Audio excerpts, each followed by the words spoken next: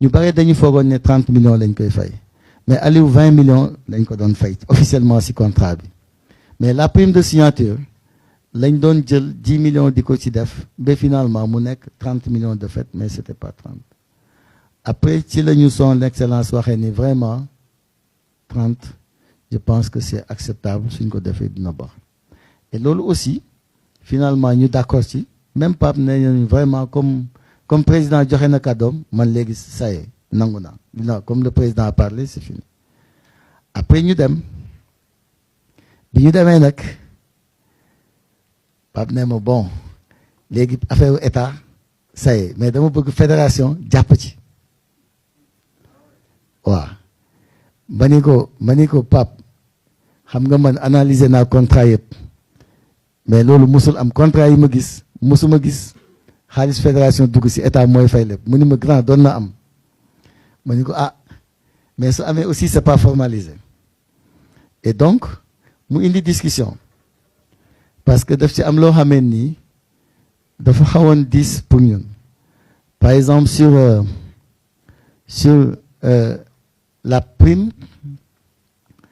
sur le pourcentage sur les primes de victoire man dama xawoon jàpp ni xaw na ëpp mais après mu ne ñu mais grand man 1% rek laa leen demandé mais ci document bi mu ma envoyé woon c'était pas 1% mais c'était 13% mais bi mu ma nee 1% la j'ai accepté après ma ne nañ ci def 1% parce que tamit vraiment il le mérite après mu ni ma grand il faut ma am une prime exceptionnelle xam nga déjà il y a la prime de signature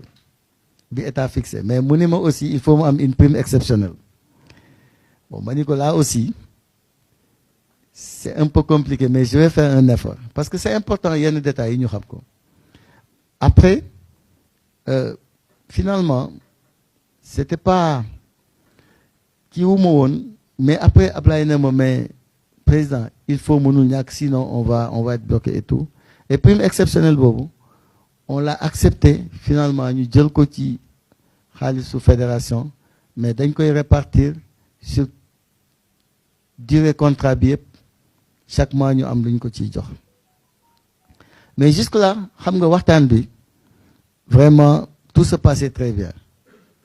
dañ doon waxtaan et tout bu ñu kiiyee mais à un certain moment nag je pense que peut-être am na lu ci dugg wala peut-être ñeneen ñi ci dugg ba finalement affaire bi c'est devenu très compliqué voilà parce que am na ci ay dispositions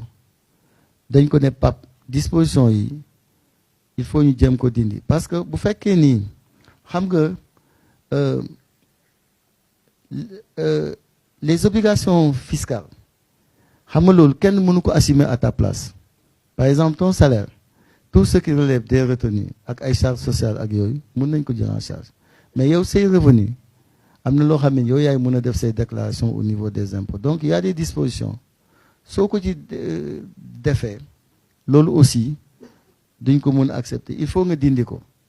donc finalement li desoon du woon ay problème mu xaalis beneen bi tamit mooy quels que soient les cas de rupture da ngay fay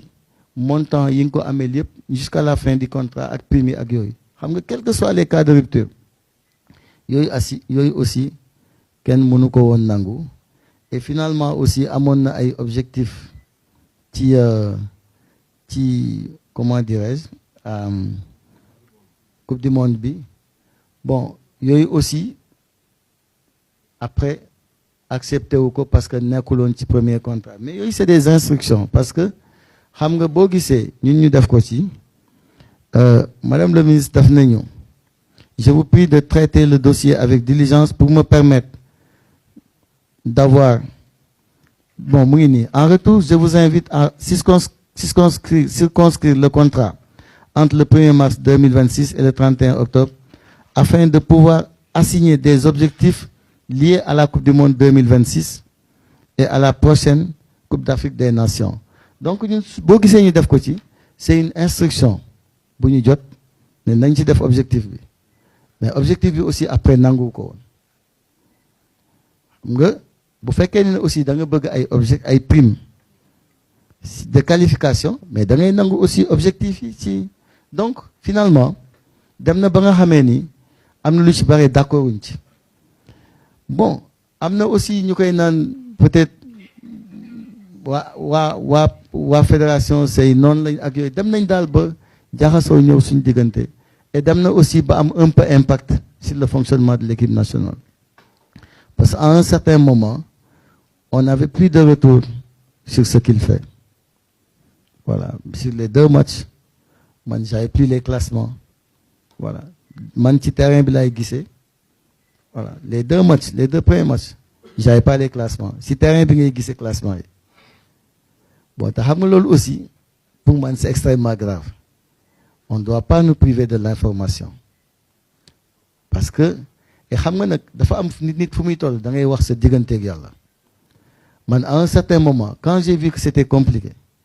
man maa xëy dem néegu Pape c'était la première fois may déplacé wu di dem néegam musuma dem néegu joueur musuma dem néegu coach je suis allé ma ni ko Pape ñaari yëf moo tax ma ñëw seet si la mooy suma digganteeg yàlla ak le Sénégal ma ni ko bés boo jàppee ni ñun say noonu lañ am ñu ko def sa bopp mun nga ñu gàddul ak te ak baaxul ma ni ko am na logique boo xamee ni boo ci continuer mun nga lor sa réew difficile ñu am ndam parce que lépp lu ñu daan def dañ koy def ensemble musul classement am alors que ñun la veille ou l'avant-veille